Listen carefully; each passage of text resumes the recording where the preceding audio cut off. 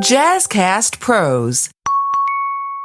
Hello and welcome back to High Vibe Table Talks. I am very excited to have a conversation today with Peg Fitzpatrick. Welcome to the table, Peg. Thank you so much for having me. Awesome. I am very excited to dive into our conversation. We're going to get into all things social media, what you should be doing, tips and tricks, life as a business owner, someone who sells on social media, an author. I always like to share with my audience, who is Peg, where are you located, and who do you serve? So I am located now in New Hampshire. So I am soaking up all the best autumn vibes in the country in New England. It's so beautiful here right now. But I'm originally from East Rochester, New York. So go Bombers. In case you have any ER listeners, hey, shout out. And you have to comment somewhere if you are in East Rochester and you listen to this. I serve small business owners. I create my content to teach people how to use social media for their businesses. Welcome to High Vibe Table Talks, the podcast to help you, the current or aspiring solopreneur, navigate the messy middle so you can make both an income and an impact. Hi, I'm Rashawn, and I love creating safe spaces for women to be courageous in their dreams. After spending a decade working in sales for a startup and talking with hundreds of other women entrepreneurs, I know it can be lonely, but you can do this. We are having impactful conversations with people walking similar paths to you, so pull up a seat. This is High Vibe Table Talks. You know, part of the focus of today's conversation, I really want to be around social media and building your business on social media, because that's something you have done incredibly well. You are also an author, so I really want to dive into what it's like writing a book, and you have quite a high-profile name attached to your book as well. So that's really cool. I can't wait to talk about that. But when people come to you for social media help, what are like some of the top things that you help them with? Like, what are things that frequently come out to you as things people are struggling with, people are doing wrong, tweaks that they can make, things like that? So usually I get email from people saying, I'm a small business owner and I have a little this is my business and I really think you could help me, but they don't have any budget at all. And not to be a jerk, but I can't work for free for people. I mean, that's the thing, is that small business owners don't have the budgets to hire people. They have to do things on their own. So I wrote a book with Guy Kawasaki in 2014, The Art of Social Media, Power Tips for Power Users. And that was a lot of just really literally the power tips and things for how to use social media. But small business owners really need more. They really need step by step. How do I build a brand? What is an online brand? Who's my target audience online? How do I reach those people? How do I create goals? Every single thing that you need to know is really what small businesses need. They need the whole thing. And small business owners have less time. They are running their business. They have the main thing that they do, the thing that they're passionate about, the thing that they're say they're a jewelry maker. We'll use a jewelry maker that has an Etsy shop. Yeah. So you're a person and you have a lot of skills and passion and creativity, and you're making beautiful jewelry. And your time and focus needs to be on creating all that really great stuff. But then you want to sell your stuff online. Then you need to be a great photographer, because you don't need great photos for everything online, but if you're doing products, you need really great photos for your stuff. You need to know how to be your own marketer, how to do your own social media, how to be an email expert. All these things hit you with what you need to know. And it's a lot, because you're a creative person who likes to make things and that's what you want to do. But then all of a sudden you have this whole other piece that you need to learn. So over the past 3 years, I took a really long time writing this book, and I started during the pandemic. Specifically, I had the idea for the book, but then I was like, maybe it's not needed. Maybe, I don't know. But then when the pandemic came, so many small businesses closed, literally were just gone. Places that we love, and every small business is somebody's dream, and seeing someone's dream just die is heartbreaking to me, because I grew up, as I already mentioned, in a small town, and you really connect with people there, and you love your local diner, your local florist, you have one of everything in your community. Sometimes you have more, but sometimes you're just really grateful to have that florist. And if they didn't survive the pandemic, then they're gone, and that's really sad. So going back, that's kind of why I wrote the book, because small businesses can't afford to hire an expert. So I took the expertise that I had over the past 14 or 15 years working in social media, and I boiled it down, really distilled it for small business owners. So somebody who is a passionate jewelry maker can read this and learn how to do all those things. It's hard to separate the pieces because you need all the things to have like a really great presence. But say you've already got your brand, you know what your voice is because it's your brand and you're the jewelry maker. Then one way that you can really be successful is to batch create content. Like for my book launch, I hired a photographer and I did photos, but I also had her do video. So it's so common to find people, and they're not that expensive for small business owners. If you're not comfortable with doing all those things, or you want like great photos of you making the jewelry, you can hire a photographer to create a whole bunch of like B-roll video and photos for you. And you can, use that over a month. The person that I worked with is in New Hampshire, and she has a whole bunch of clients that she just once a month goes and creates a whole bunch of content for them, just the visuals for it. And then they create their own text for it. So you could do that kind of thing. Or, there's a lot of ways that you can do it yourself because like I mentioned, small businesses don't have a lot of money. There's a lot of creators that you can research, like how to create B-roll for yourself. Like just set your camera up and do all the stuff. And it explains like the different kinds.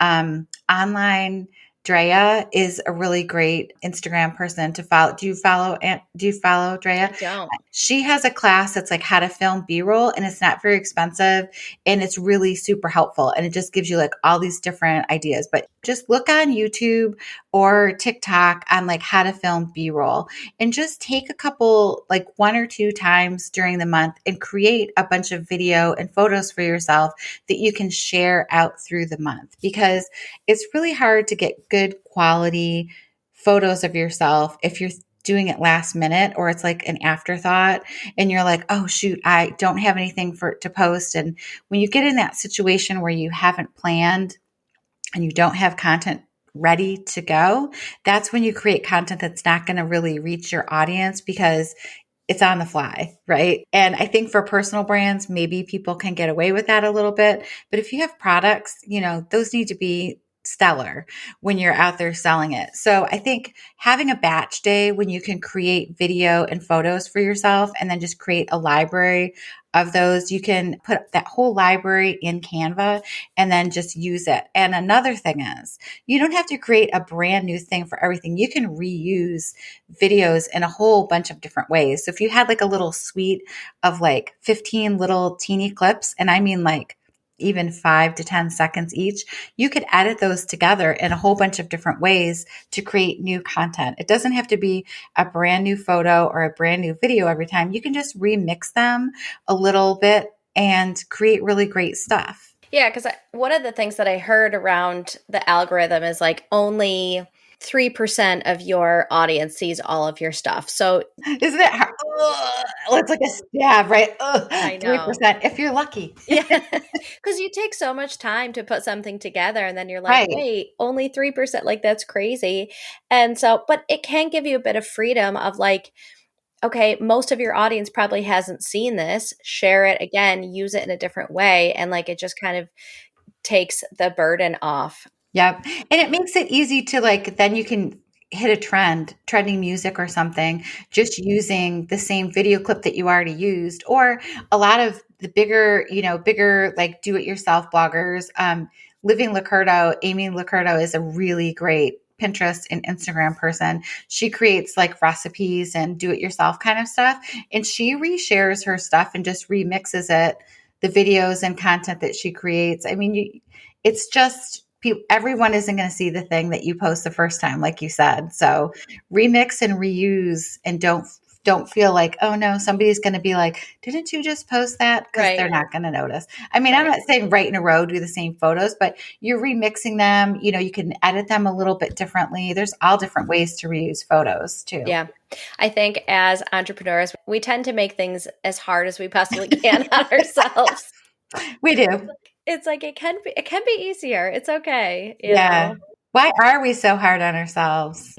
So many things. Well, and what you were talking about, like your book and starting it in COVID, and like, oh, do people really need to hear this? And I did an episode. It's the 5 conversations that we have with ourselves that stops us from prospecting or creating or whatever the thing is. And one was like fearful Frank, and it's like, who's going to read this from me? Mhm. And so to hear that is just like, I like highlighting those times where we have someone who is a very successful published author still has the conversations that come up in your brain of like, who am I? I was writing 2 things at the same time. Another creative entrepreneur thing that we do is I have this idea and then I have this idea and I should do this one. I was like, I'm writing a historical fiction novel. Oh Wait, my no, you God. should write the small business Yeah. book because people really need that. Wait, I'm so interested in Yes. That's just a thing that we do too. And then you have to go like, okay, just pick one. And then I was finally like, put the historical fiction down because it's historical fiction. It will still be relevant afterwards and just, do this. And honestly, I really just wanted to make it easier for small businesses to be successful because it's hard and we really need them. We really need small business, especially female small businesses. I just saw a stat that 1/3 of businesses are owned by women. 1/3 of small business owners, which is probably a higher number than it's ever been. But why is it 2/3 men? And support your female small businesses, support each other. It's so important. Any way that you can support them. Share their things on your social media. Talk about small business owners that you love. Like search specifically for female owned small business owners. Like it's possible to really, it's hard to find them if you're not looking, but like even Target now does a great job at telling you if things are like female owned business. I use Amazon when I need to, but like Jeff Bezos isn't doing a happy dance when I buy from him. But No, if I buy from, Lauren Sanchez probably is. right, right, but when you buy from a local women owned business, and I think our most powerful decisions happen with our money. And we create the biggest impact where we spend our dollar. And I think that being intentional with those decisions is really, really powerful. Yeah, I agree totally. And sometimes you're just looking for a specific thing. It's Halloween, so you're looking for X for something, but if you can just plan a little bit farther ahead, and not, I mean, sometimes it's just basic stuff like you need Post-its or whatever. But when it's other things like gifts, you can go to Etsy and find small business shops. Or one time, Amazon did do a feature on female owned businesses. And I think it was like Black Friday. It was last year. And I found a company that was a female owned jeweler actually in Hawaii, and she made beautiful things. And another one was handmade purses that were sustainably sourced. They were made from cactus leather, and it's all hand sewn, hand designed. It's the purse I'm using like right now. I love it. So it's possible to find like really great stuff if you're just looking. It means a lot to me that like a woman designed this.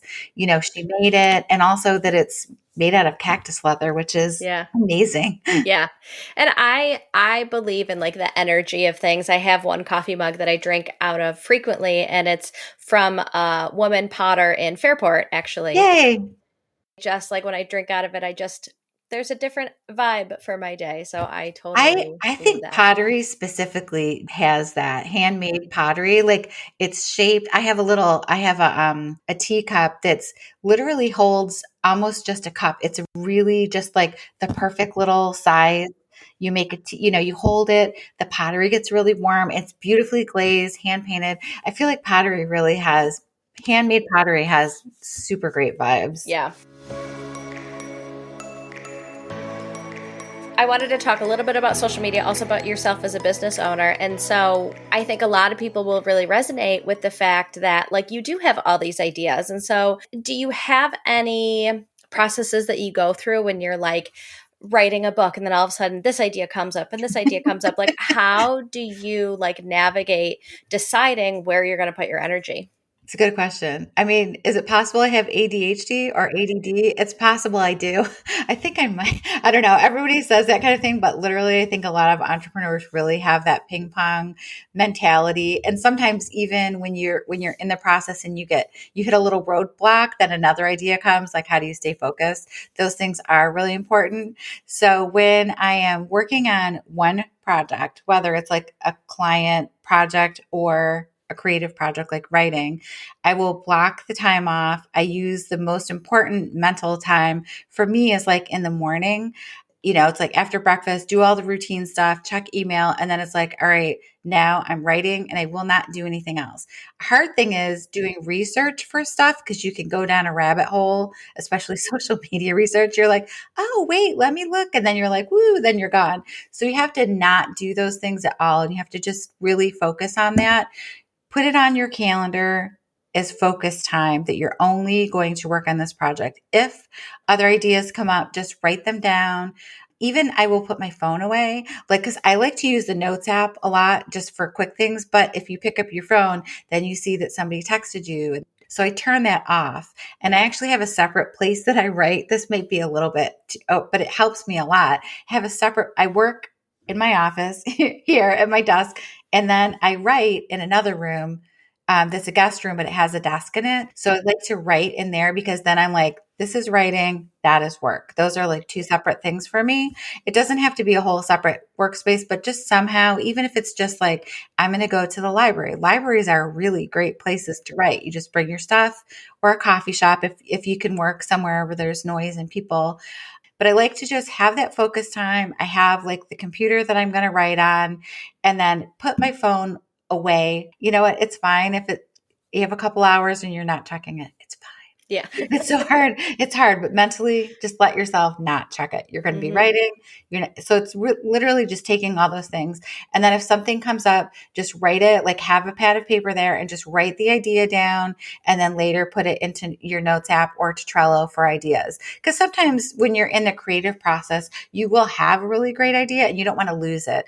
We all think that we won't, but the reality is that you do forget really great ideas that you have if you don't write it down somewhere. So don't totally ignore it.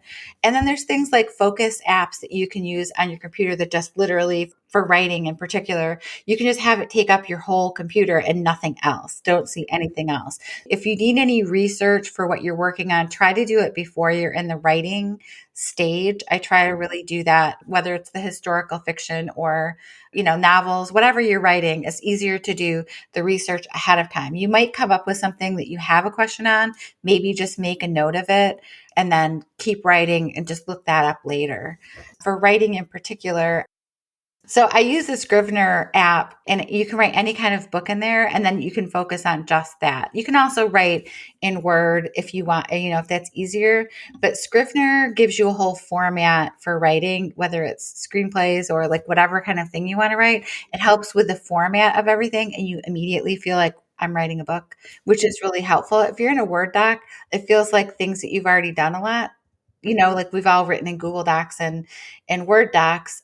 So Scrivener takes a little bit of learning time, but it was worth it in the end because you can put all your research in there, and it's really helpful to have a writing specific program. And I mean, to go back to one of the first things you said is as entrepreneurs, we're wearing a lot of hats. And so figuring out ways where we can kind of like gamify our brain to say like, okay, I'm taking off this hat to put on my writing hat or my creative hat. And I was reading a book. I can't remember what book it was, but they talked about how they have two desks and they back up to each other, but one is the creative desk and one is the like get shit done desk, like they do their P&Ls or what, like emails, things like that.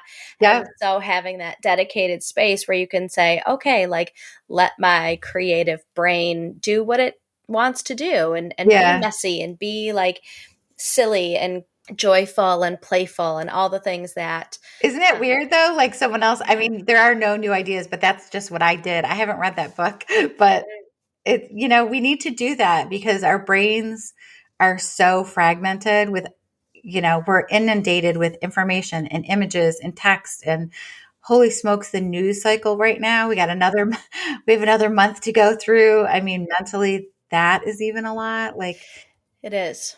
so that is another important thing, is just protect your creativity and really just give yourself time. And you need time offline in order to build your creativity, taking walks, just being away, don't take your phone when you go. I see people taking walks, even walking their dog, and they're on their phone. I'm like, what are you doing? Like, give your brain a break, just let yourself look around and hear what's going on, and pay attention to your dog for for a walk. Yeah, I recorded an episode with this woman, and we talk about the book How to Break Up with Your Phone. Mm, And in it, it talks about the psychology of, and they've spent billions of dollars figuring out how to keep us very attached and very addicted. yeah. And a lot of it is about like being really intentional with your time and what you're craving, and really like getting outside of it. But you have to And like know keep, and knowing that that's all they're doing, whether it's rage baiting posts, which are so popular right now, which is the reason that I like Pinterest, because they don't do that. I mean, they do want to keep you there, let's be honest, but they also want you to get information and then get offline and go do the thing. Like, they specifically, one of their goals is, to get out there and do the things that you see on Pinterest. And mental health wise, Pinterest is so much better for, you just don't see news. I have never seen negativity on there. I don't see political stuff. I mean, amen to you if you like it. But before, I would say, well, we all know when all the bad stuff started going around, I was never that person that even talked about politics or watched every single thing. I always vote, but I mean, I just didn't feel the need to be like, have a deep dive on all of it. And now, whether you want to or not, we've all been like forced into this stuff. So yeah, mental health wise, it's not good. I mean, there's yeah, a lot of, we've always had kind of negative ad campaign kind of stuff on TV, but it's reached such a different level in the yeah. past 10 years, I would say. Yeah. You help small businesses focus and grow their social media. How do you find that balance of I'm going to spend time because I want to grow my business on social media, and I know I need to step away and I'm going to close the laptop, turn off the apps, whatever that looks like? How do you think women business owners should find that balance? I think the thing is, if you look at it like, well, I'm not done yet because this is how it is for me. It's never done. Like, the internet is never done and closed and whatever, but you have to have those times when you are. I don't post, like, for example, I don't post on Instagram anymore on the weekend. Like, I really sometimes have things scheduled out, but I don't actively post on Saturdays and Sundays anymore because I just need a break, because I feel like I should go check the comments or I should go whatever. You can never be done with it. You can never be finished. So you just have to say, I have done the piece that I'm going to do today. I've checked through my comments, and then put it away. Like, you just have to know that it's a treadmill that never stops, Yeah. and you don't have to be on it all the time. We can Right. only do so much, and our bodies say, you know what, this is all I can do for today. And I think we really need to give ourselves that mental break of saying, okay, I've done my social media work today, and now I'm going to be done with that. I'm going to put it away, know that I did my best today, and move on to your other things. Another thing is, just don't even have your notifications turned on unless you absolutely have to. Just don't have your phone making noise at you, because as an entrepreneur, it interrupts your focus. It's just, it's distracting in a million different ways. So for me, I don't like any notifications on at all. My phone barely makes a noise except for the few things that I want it to, because it's overwhelming. I mean, it can be kind of a dopamine rush, but it can also be stress. I was part of a group text this morning, and I was like walking into therapy, and I had to be like, do not disturb, because I was like, this is not the time for me to be like, have my phone and my It's the watch too doing. exact time not to have. It's like, we absolutely, excuse me, therapist. Yeah. I'm here for my mental health, but I need to answer my group text because there was a really good meme. So I need to Exactly. I need to send a gift back so people know I'm into this conversation. Exactly. They're going to hate me if I don't answer it right now. Right. And that's what our brain tells us, right? I think the mental health stuff with smartphones is really I mean, the research is already there, but it's in the future, they're going to be like, why do they do that to I themselves? know. I know. I could talk forever with you, but we are running up on time. So, Okay. Peg, are you ready for the lightning round questions? Woo! I'm here. Is it all about Rochester? I'm into it. It's not, actually. I'm only kidding. What is a must-read book?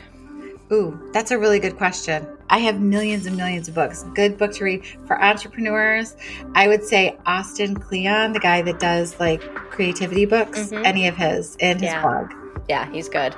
What does creativity mean to you? Ooh, you're asking like really, really big questions. What is creativity to me? Creativity is just the ability to express yourself. To me, is the ability to express yourself in whatever way you want, whether it's like making pottery, making jewelry, writing, anything that expresses an idea or thought or emotion that you have. It's a huge thing. And I was a theater girl, so singing, dancing, like however you do it, like there's lots of ways to get your creativity out. What is the best piece of advice you've ever received? That you can say no and that's a complete sentence. I think that's really hard for women to just say like, no, I can't do that. Like learning that you can pass on projects and better things will come up. It's really hard to say no, but if it doesn't reach your goals right now, it's better to say no. We don't have to say yes to everything. Yeah, I love that. What is something that's on your bucket list? I want to go to Scotland and stay in a castle. That's a bucket list thing, is I would love to go. I love castles, and I've never really been like inside. Well, I was in a castle in Kilkenny, Ireland, but I didn't stay overnight. So I would like to sleep in a castle. Yeah. My goal right now is on my 40th birthday to be in Ireland and have a castle and have like family and friends and everybody there celebrating with me. So that would be amazing. Are you Irish? I am. Yes. My grandma was. Awesome. Yeah. I'm married Irish, obviously Peggy Fitzpatrick, but the people in Ireland were like, you married an Irish, you're totally Irish. I was like, okay. The people there are so amazing, so nice, so friendly. What is the coolest shit you've done in the past year or are currently working on?